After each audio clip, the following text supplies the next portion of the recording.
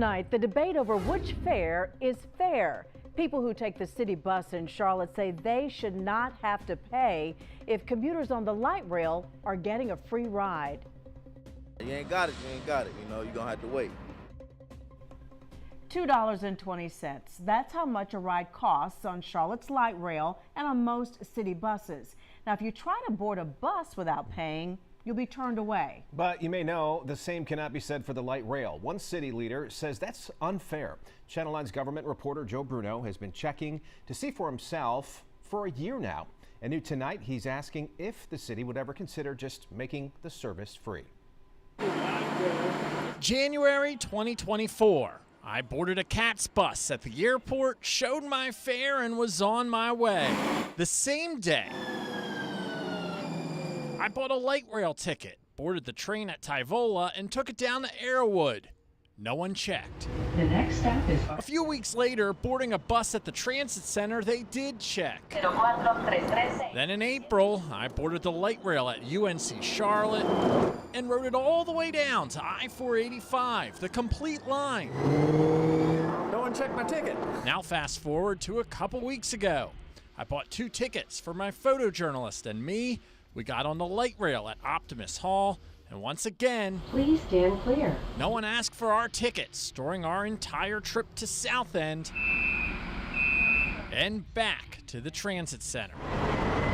But at the transit center, there we go. Thank you. Cool. To get on the bus, we had to pay. Over the past year, I've taken several light rail vehicle rides. No one's asked me for my ticket, but every time I've tried to get on the bus, you can't get on unless you pay. Is that fair? The manager and I actually had this conversation, and I believe you and I talked about it, that there's a disconnect in accessibility. A 2017 CATS study found bus riders in Charlotte are more likely to be low income and minority than light rail riders. I requested records on the number of fare evasion tickets written over the past 5 years.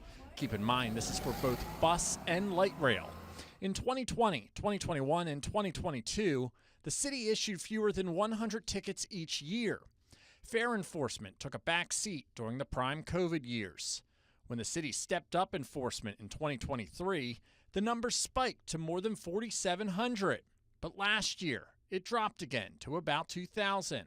Councilmember Lawana Slack Mayfield says the city either needs to stop charging for bus rides or make it so everyone pays on both the light rail and the bus. What is the real economic generator for bus ridership versus the impact that it would have if people had access to it when they need it? I've already been to the east side, I'm gonna go back to the west side. We spoke to several riders who say they spend hundreds, even thousands on fares each year.